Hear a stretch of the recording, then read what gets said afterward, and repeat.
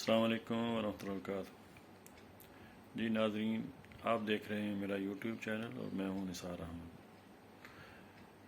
پچھلے ویڈیو میں نے کہا تھا کہ بہت سی خبریں ہیں، کچھ چیزیں ہیں جو ابھی آہستہ آہستہ ایکسپوز ہو رہی ہیں۔ آئی ایس پی آر کے بیان کے مطابق جو انہوں نے وضاحت فرمائی ہے کہ سازش کا لفظ اس سلامتی کمیٹی کے اعلامیے میں نہیں تھا۔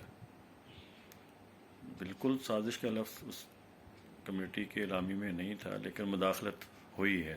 جب ایک چیز مداخلت آپ ایکسیپٹ کر رہے ہیں تو سازش تو وہ ہوتی ہے جو خفیہ اپنے طور پہ ہوتی ہے، جو ظاہر نہیں کی جاتی۔ لیکن جب مداخلت ہوگی تو وہ تو ایکسپوز ہوگی، وہ سازش نہیں رہے گی۔ اب اس کو ایکسپلین کرنے کے لیے بہت ٹائم چاہیے، جتنا بھی آپ بول لیں اتنا ہی کم ہے اس میں۔ لیکن یہ بات تو ایکسیپٹ ہوگی کہ جو عمران خان کا بیانیہ تھا وہ سچ ثابت ہو گیا کہ کوئی نہ کوئی باہر سے کچھ پلاننگ کی گئی ہے، جو ہمارے بندے یہاں کے خریدے گئے، جس کی وجہ سے یہ سارا معاملہ ہوا اور عدم اعتماد پیش کی گئی۔ اب دیکھنا یہ ہے کہ باجوہ ڈاکٹرین کیا کہتی ہے۔ ساری دنیا مل کے اس چیز میں لگی ہوئی ہے، جس کی وجہ سے ہمیں ففتھ جنریشن وار کا سامنا ہے۔ اسی کو ففتھ جنریشن وار کہتے ہیں کہ وہ آپ کے اوپر ڈائریکٹ اٹیک نہیں کریں گے، لیکن کوئی ایسے حالات پیدا کر دیں گے کہ آپ کے ملک میں افراتفری پھیل جائے۔ ابھی کوشش لاسٹ ٹائم میں جب بھی دہشت گردی ہو رہی تھی، اس ٹائم میں بھی جو پٹھان کوٹ کا ہوا، جب یہ میریٹ کا ہوا، جب زرداری صاحب پریزیڈنٹ تھے، جب انڈیا میں یہ اٹیک ہو گئے تو اس ٹائم میں بھی یہی کوشش تھی کہ پاکستان آرمی کو بدنام کیا جائے۔ جب سڈنلی انہوں نے بیان دے دیا کہ ہم اپنے D G I S I کو انڈیا میں بھیجیں گے، آپ ان کے مفادات، ان کی مینٹل اپروچ کو سمجھ سکتے ہیں کہ یہ کہاں تک کتنے قابل ہیں کہ اپنے ملک کو دو پہ لگانے کے لیے کچھ بھی کر سکتے ہیں، صرف اپنی سیفٹی کے لیے، اپنی سیاست چمکانے کے لیے۔ اس ٹائم میں بھی جو بھی ہوا اچھا ہو گیا کہ وہ کوئی بھی D G I S I کو باہر نہیں بھیجا گیا اپنے ملک سے، کیونکہ یہ کتنی بڑی بے عزتی ہوتی تھی۔ تو اب یہی معاملہ کیا جا رہا ہے کہ کم از کم عوام کو پاکستان آرمی کے خلاف بھڑکایا جائے۔ وہ جو کسی حد تک وہ کچھ کامیاب بھی ہو رہے ہیں، 15 سے 20% تک عوام ایسی ہے جو ابھی بھی پاکستان آرمی کے خلاف بول رہی ہے۔ ساری عمر ان کا بیانیہ یہی رہا، نواز نون لیگ کا، کہ پاکستان آرمی جو ہے، اس اسٹیبلشمنٹ جو ہے وہ ہمارے خلاف جا رہی ہے۔ ابھی جو فیصلہ ان کے حق میں آ جائے، وہ بھلے آرمی کروائے بھلے ججز کروائیں، تو اس ٹائم میں تو ان کی تعریفیں شروع ہو جاتی ہیں۔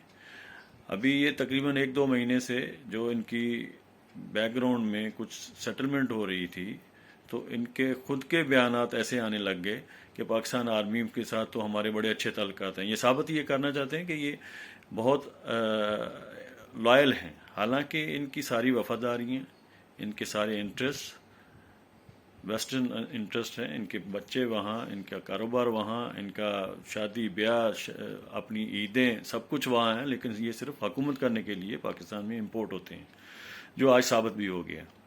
جب یہ یہاں تھے تو ان کے پلیٹلیٹس بھی کم ہوتے تھے، جب یہ یہاں ہوتے ہیں تو ان کو بیماریاں بھی لگ جاتی ہیں، اور ان کی بیماری کا علاج صرف لندن میں جا کے ہوتا ہے، پاکستان کی حدود میں تو ان کا علاج ممکن نہیں ہے۔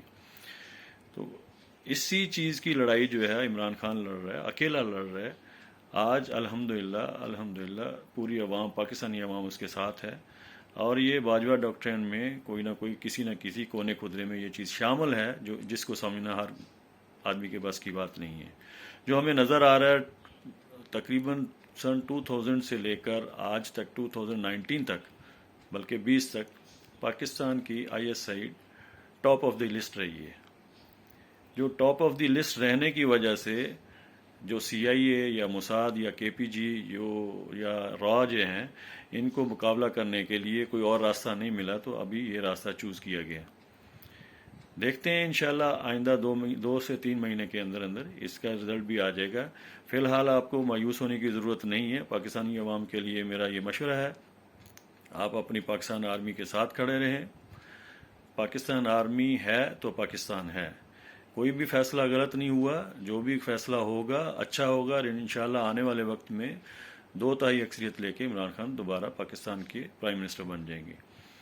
سوچنے کی بات یہی ہے کہ یہاں تک حالات کیوں آئے، کیسے آئے، اپنی غلطیوں کا بھی کچھ نہ کچھ ازالہ کرنا پڑے گا، اور کچھ نہ کچھ ہمیں انٹرنیشنل جو طاقتیں ہیں ان کے ساتھ کمپرومائز کسی حد تک کرنا پڑے گا، لیکن کوئی بھی پاکستان کی سیکیورٹی کے خلاف چیز ہوگی تو وہاں کوئی کمپرومائز نہیں ہے۔ عمران خان کے خلاف کیوں ہوئے؟ کیونکہ وہ پاکستان کی سیکیورٹی اور امن کا ضامن ہونے کے ساتھ ساتھ وہ مسلم امہ کا لیڈر بھی بنتا جا رہا تھا، اور بہت سے ہمارے اسلامی ممالک برادر جو ہیں وہ بھی اس چیز کو ہضم نہیں کر پا رہے، جس کی وجہ سے یہ حالات پیدا ہوئے۔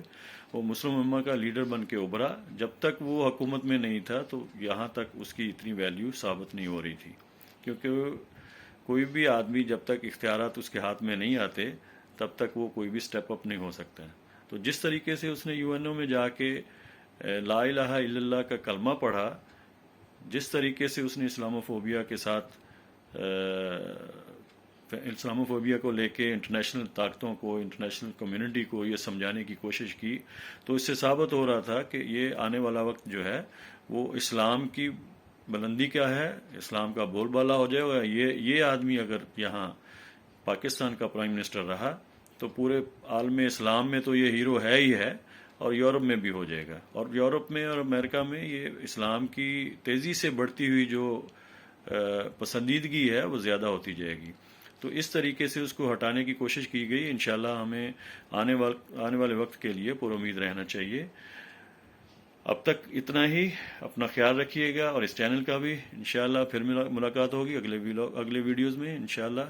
پاکستان زندہ باد۔